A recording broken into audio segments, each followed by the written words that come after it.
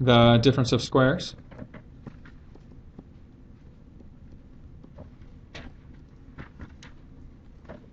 Okay, the difference of squares is modeled by a squared minus b squared. Okay, if you have two numbers that are perfect squares, that they're the product of some number times itself, and again it has to be the difference, it doesn't work if it's the sum.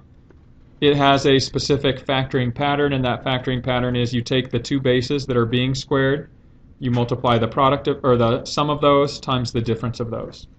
And so that is the difference of squares pattern.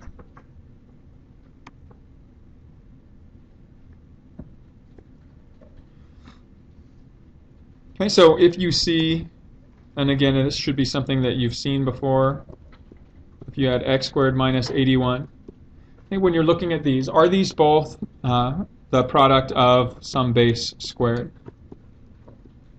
Yeah, the first is x squared. 81 is what number squared?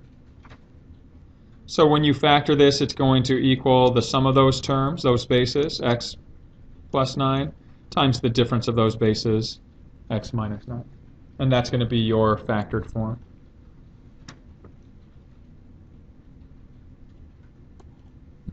Okay. So what about this? What would that factor into? You have a base of x squared again, and then a base of 5 squared, so it's x plus 5, the sum of those bases, times x minus 5, the difference of those same bases. Okay, now, they're not going to do it on this section, because this is only dealing with leading coefficients of 1, but this rule is very straightforward, and it works even if you have numbers in front. So if you had something like this, 36x squared minus 49, this still fits the pattern. Is the first term a perfect square? What base do you square to get 36x squared?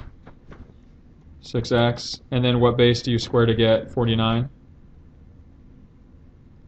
7. So when you factor this, you get 6x plus 7, the sum of those bases, times 6x minus 7.